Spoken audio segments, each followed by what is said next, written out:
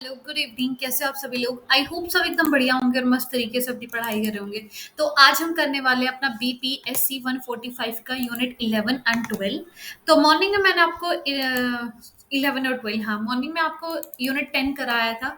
तो उसी के आगे कंटिन्यू करते हैं 11 और 12 यूनिट को। तो स्टार्ट करते हैं अपने इस यूनिट को, जहाँ पे आज हम पढ़ेंगे student movement and women movement. ठीक है, वुमेन के मूवमेंट्स देखेंगे नॉर्थ ईस्ट के अंदर कौन कौन से है, स्टूडेंट के कौन कौन से मूवमेंट हुए। ठीक है भाई, तो स्टार्ट करते हैं अपने इस यूनिट को, जहाँ पे हम स्टूडेंट मूवमेंट्स की बात करेंगे कि नॉर्थ ईस्ट के अंदर कहाँ कहाँ पे स्टूडेंट के मूवमेंट्स हुए, किस किस मुद्दे की बात करते हैं वो, ये सब पढ़ने वाले हैं।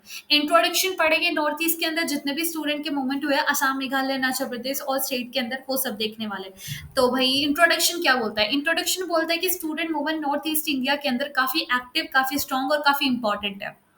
ऑलमोस्ट आपको हर एक स्टेट के अंदर क्या मिलेगा, स्टूडेंट मूवमेंट देखने के लिए मिलेगा।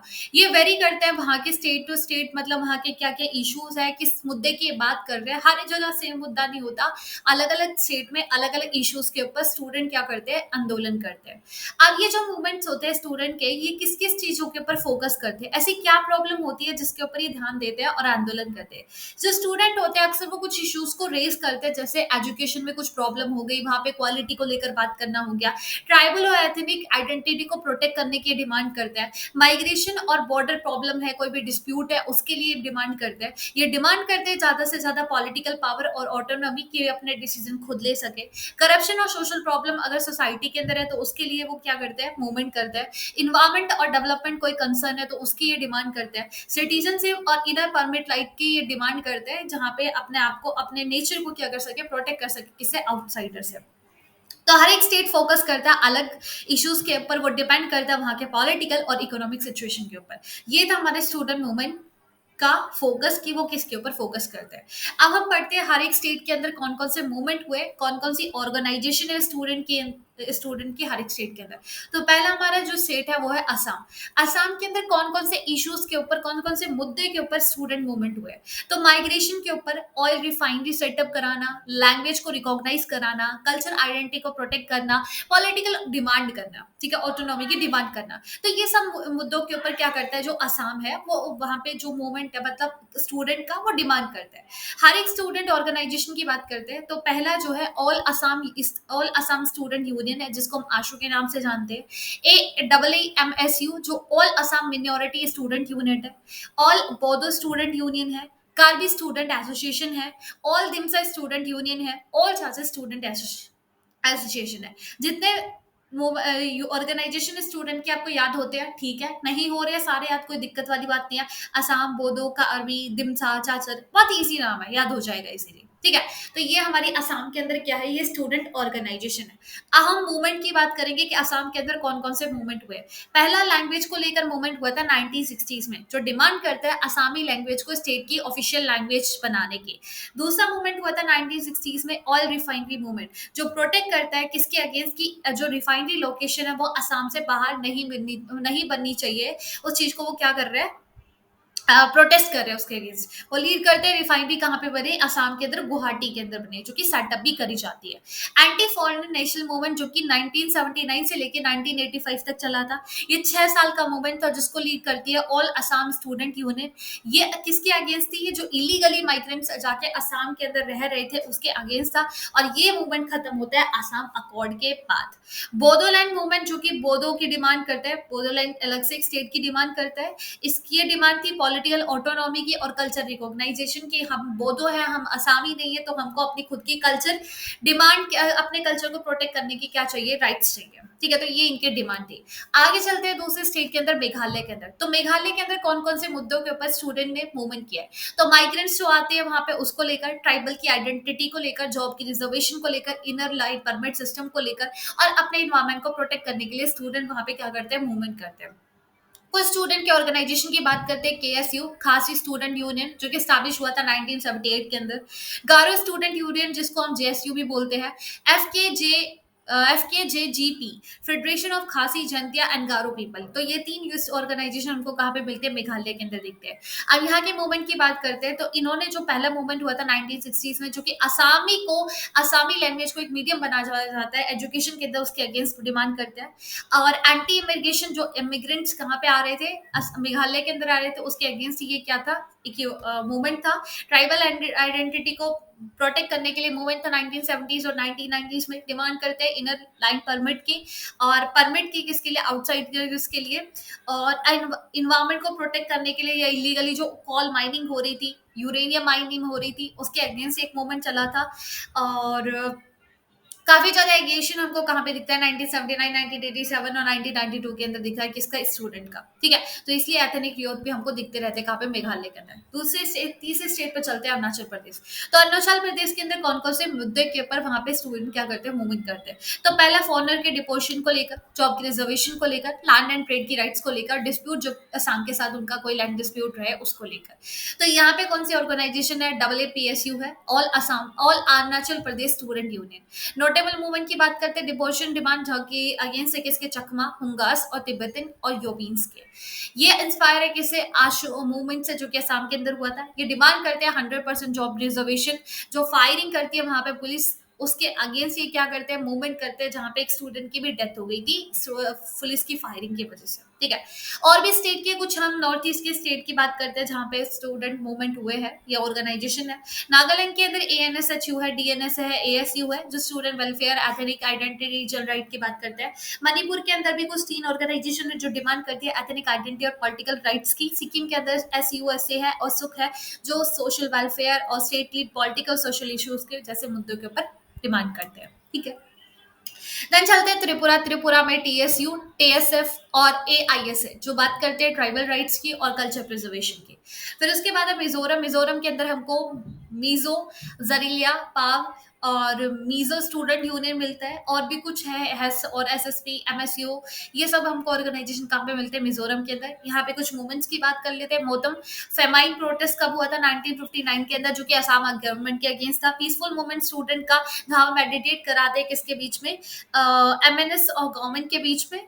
और ये हेल्प करता है क्या? पीस अकॉर्ड एक जो हुआ था 1989 में, वो भी इन्हीं की वजह से आया था, इन्हीं की हेल्प से। LT चकमा सेंटिमेंट, जहाँ पे चकमा सेटलमेंट्स के अगेंस्ट प्रोटेस्ट करते हैं। ये डिमांड करते हैं कि अबॉलिश किया जाए किसको? चकमा डिस्ट्रिक्ट काउंसिल को, जो कि एक ऑटोनोमस डिस्ट्रिक्ट काउंसिल है, उसको अबॉलिश किया जाए किसके अंदर से? मिजोरम के अंदर से। ठीक है, तो ये इनकी डिमांड रही है। कॉमन थीम हमको नॉर्थ ईस्ट के हर एक स्टूडेंट के मूवमेंट में दिखी है कि वो कल्चर आइडेंटिटी की बात कर रहे हैं। हर एक स्टेट के अंदर कोई ना कोई मूवमेंट अपने कल्चर को प्रोटेक्ट करने की बात कर रहा है, पॉलिटिकल ऑटोनॉमी की बात कर रहा है, माइग्रेशन के अगेंस्ट वो रेजिस्ट कर रहा है, वो अपने लैंग्वेज को रिकॉग्नाइज करने की बात कर रहे हैं, वो अपने इन्वायरमेंट को प्रोटेक्ट करने की बात कर रहे हैं। जो स्टूडेंट ऑर्गेनाइजेशन अक्सर वो एक पॉलिटिकल एक्टर की तरह रोल प्ले कर रहे हैं। ये हमको अक्सर क्या दिखा है? हर एक नॉर्थ ईस्ट स्टेट के अंदर कोई ना कोई कॉमन थीम दिखी है। ठीक है, अब चलते हैं नेक्स्ट यूनिट पे, जहाँ पे हम वुमेन मूवमेंट की बात करेंगे कि वुमेन खुद आकर क्या करी है, आंदोलन करी है नॉर्थ ईस्ट के अंदर। तो हर एक स्टेट के अंदर, नॉर्थ ईस्ट के अंदर कहाँ कहाँ पे वुमेन मूवमेंट हुआ है, उन सब की बात करते हैं। तो स्टार्ट करते हैं अपने इस यूनिट को, जहाँ पे हम इंट्रोडक्शन पढ़ेंगे, इशू देखेंगे, वुमेन मूवमेंट के क्या क्या कैरेक्टरिस्टिक्स है वो देखेंगे, और मूवमेंट देखेंगे हर एक स्टेट के अंदर। तो स्टार्ट करते हैं वुमेन मूवमेंट। तो नॉर्थ ईस्ट के अंदर जो वुमेन मूवमेंट रहा है इंडिया के अंदर, नॉर्थ ईस्ट इंडिया के अंदर, वो काफी स्ट्रॉन्ग और एक्टिव रहा है। ये अक्सर कुछ जो प्रॉब्लम हो गई, जैसे gender injustice, alcohol, drug abuse और आर्मी और पुलिस वायलेंस हो गया, इसके अगेंस्ट क्या करती है? फाइट करती है। ये डिमांड करती है पॉलिटिकल राइट और इक्वालिटी की। जो ये मूवमेंट रहे सोसाइटी के अंदर चेंज चाहते हैं, सपोर्ट करते हैं किसको? डेमोक्रेसी को।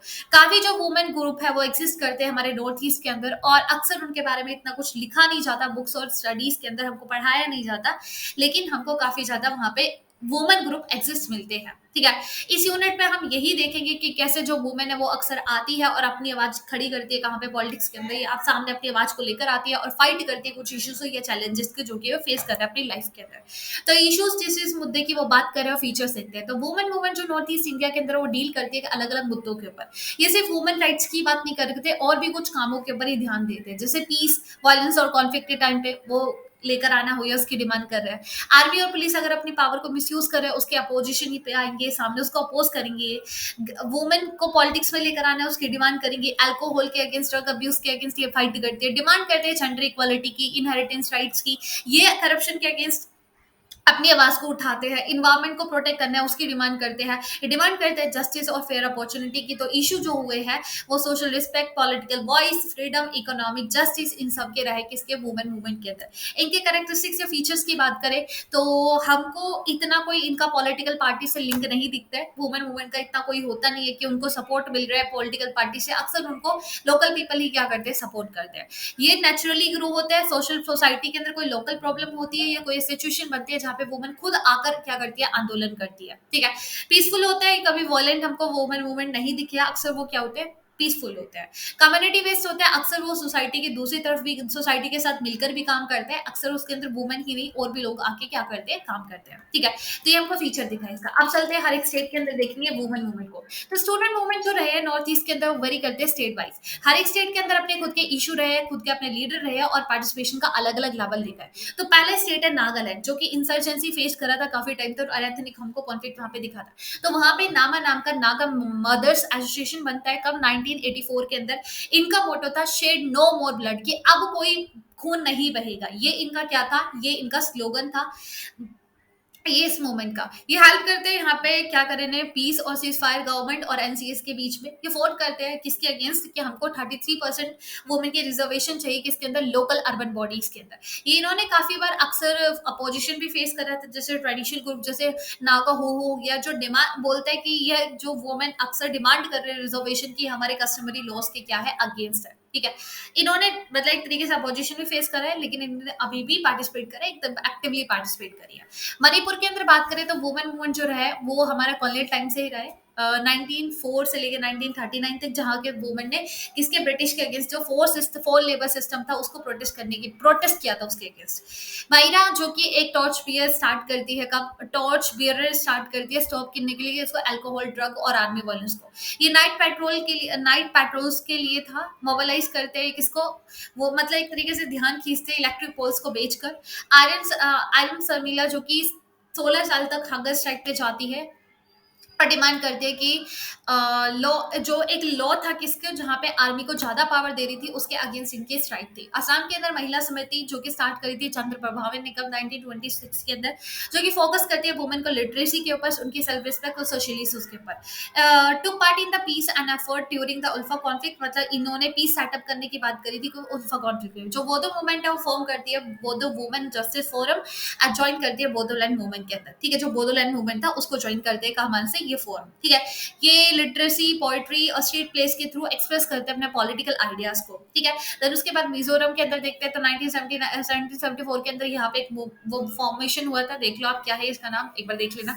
वुमेन लीगल राइट्स की डिमांड करते हैं, मैरिड, डिवोर्स, इनहेरिटेंस लॉस, इन सबको चेंज करने की डिमांड करते हैं, प्रोटेस्ट करते हैं मिलिट्री वायलेंस के अगेंस्ट। और मेघालय के अंदर जो वुमेन ग्रुप और social welfare, child care, education सबकी डिमांड कर रहा है। तो ये सब हमको हर एक स्टेट के अंदर डिपेंड कर रहा है यार, हर एक मुद्दा हमको सेम ही दिख रहा है, ठीक है। तो बैटरी लीगल जो इनहेरिटेंस लॉस है उनको चैलेंज करती है और ये बोलती है कि हमको इक्वलिटी चाहिए अपने यहाँ पे, तो इसकी डिमांड करते हैं, ठीक है।